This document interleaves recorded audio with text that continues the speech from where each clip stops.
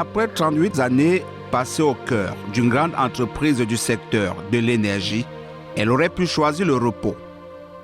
Mais pour elle, la retraite n'est pas une fin. Elle est plutôt le début d'une nouvelle mission.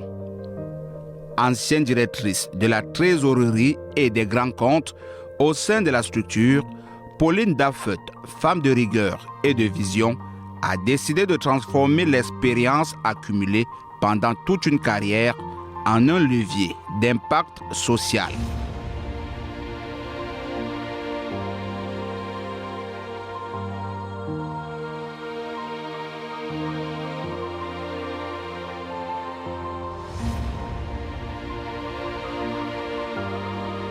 Aujourd'hui, son engagement se déploie dans plusieurs domaines. L'action sociale, l'éducation, la foi et la transmission. Pendant près de 4 décennies, elle a évolué dans un univers professionnel exigeant où les responsabilités sont lourdes et les décisions stratégiques.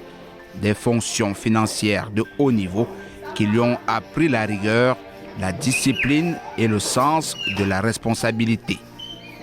Dans un environnement encore largement dominé par les hommes, elle s'est imposée par la compétence et la constance.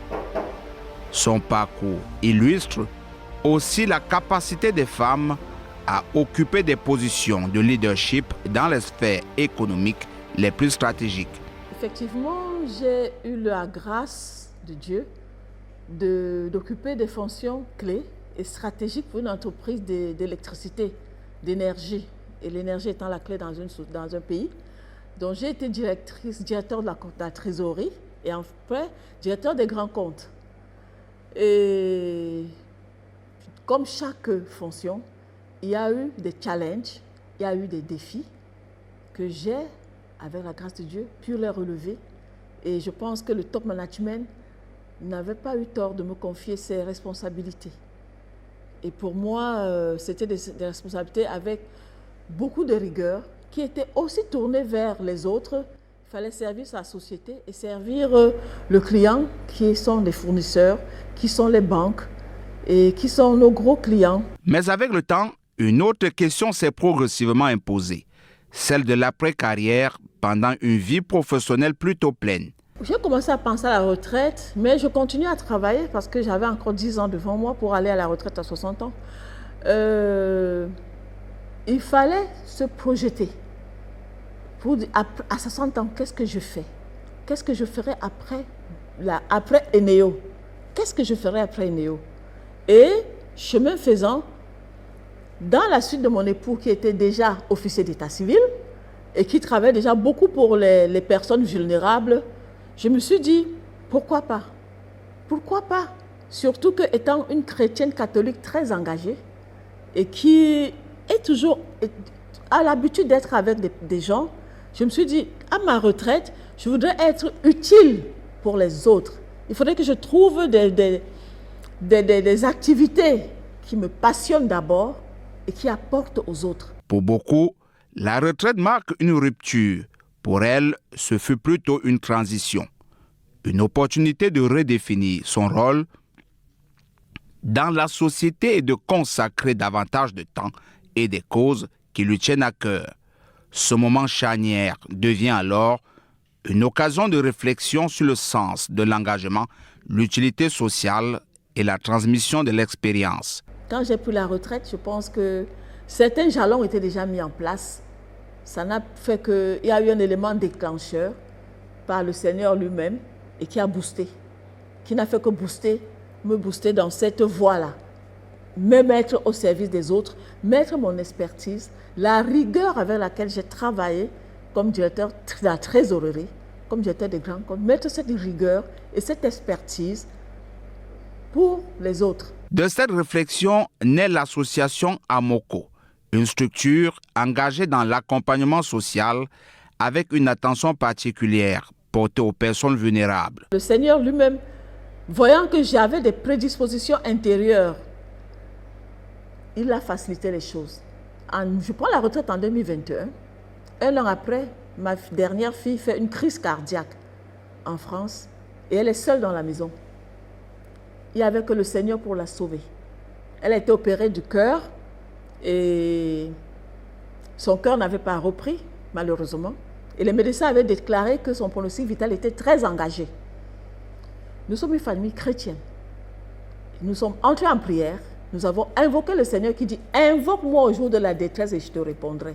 Nous étions dans la détresse. Nous avons invoqué notre Seigneur. 24 heures plus tard, quand les médecins sont arrivés, nous avons déjà dit que non, c'était une question de jour ou d'heure. Vous pouvez commencer à lui parler si vous avez des choses à lui dire. 24 heures après, quand les médecins sont arrivés, ils étaient « Waouh! Qu'est-ce qui s'est passé? Qu'est-ce que vous lui avez donné ?» On leur a dit, qu'est-ce qu'on a fait? On s'est mis juste à chanter les chants de louange pour dire merci au Seigneur d'avoir répondu. Et c'est après cette guérison de ma fille que j'ai créé l'association Amoko, association main ouverte et cœur ouvert. Parce que j'ai compris que ce que le Seigneur avait fait pour moi, je devais désormais me mettre au service des autres pour que d'autres personnes puissent en profiter. Parce que la parole de Dieu dit, vous avez reçu gratuitement, donné gratuitement. C'est ce que je fais. À travers cette initiative, elle met au service de la communauté les compétences acquises durant sa vie professionnelle. Organisation, gestion et leadership. Mais surtout, une conviction profonde, celle que la réussite n'a de sens que si elle est partagée. Les jeunes filles que j'encadre aujourd'hui, je leur donne beaucoup de messages de résilience, de la transformation. Parce que en dehors des jeunes filles, l'Afrique ne pourra sortir de cette, je ne sais pas comment dire, l'Afrique ne pourra vraiment se développer que si on est transformé. Et il n'y a que le capital humain qui peut transformer de façon véritable. Donc il faut investir sur l'humain. Convaincue que l'avenir d'un pays se construit par l'éducation, elle investit également dans la formation des jeunes. L'objectif, contribuer à bâtir le socle d'une nation forte à travers une éducation de qualité. Ici, la transmission des savoirs s'accompagne aussi d'une formation aux valeurs, discipline, responsabilité et sens du service. Un engagement qui vise particulièrement à encourager les jeunes filles à croire en leur potentiel et à oser les ambitions. Pourquoi pas dans les affaires? Tout simplement parce qu'il n'y a pas que les affaires. Tout simplement parce que la jeunesse est en pleine dérive. Tout simplement parce que les réseaux sociaux sont en train de pourrir les enfants, pourrir la jeunesse. Alors, je me suis dit à un moment donné, qu'est-ce qu'il faut faire? On ne peut pas... quand un poisson est sec, on ne peut plus le ramollir. Alors, je me suis dit, il faut aller à la base. Il faut aller à la base. Il faut former la base pour que la jeunesse qui va sortir de cette école soit une jeunesse responsable. Parce que la base, c'est le socle d'une nation forte. La jeunesse, c'est le socle d'une nation forte. Si les enfants sont bien formés à la base, ils ne seront pas complètement perdus. Et je me suis dit qu'il faut créer une école. Parce qu'il faut aussi transmettre. Tout n'est pas business. Il faut transmettre. Et la transmission passe par le savoir. Quand tes enfants sont bien formés, ce qui rentre ne peut pas repartir. Et dans mon école, on ne forme pas juste pour l'éducation scolaire.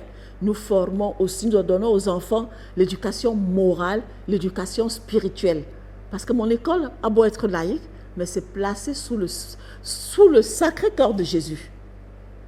Cette école est placée sous le Sacré-Cœur de Jésus. Donc les enfants qui sont là, ils savent qu'ils doivent prier quand ils arrivent le matin, ils doivent prier avant de manger, ils doivent prier avant de se séparer. Et cela, même si l'enfant grandit, ça ne partira pas complètement, quelque chose restera et c'est cela de gagner. Mon Dieu, je te cherche dès l'aube, mon âme a soif de toi, après toi languit ma chair, terre aride atterrée sans eau. Je t'ai contemplé au sanctuaire, j'ai vu ta force et ta gloire. Mais au cœur de ce parcours se trouve aussi une dimension spirituelle. De confession catholique, Pauline Daffet considère sa foi comme un guide et une source d'inspiration. C'est dans cet esprit qu'elle met en place la plateforme témoins de la grâce divine, un espace de partage et d'évangélisation. Pour elle, la foi et le leadership ne s'opposent pas. Au contraire, ils peuvent se nourrir mutuellement. Avant de créer l'association, j'avais commencé par l'évangélisation.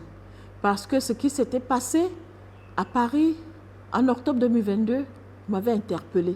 Il ne fallait pas que je garde pour moi, il ne fallait pas que ma famille garde pour moi. Nous avons voulu partager et amener les gens à témoigner des bienfaits de Dieu.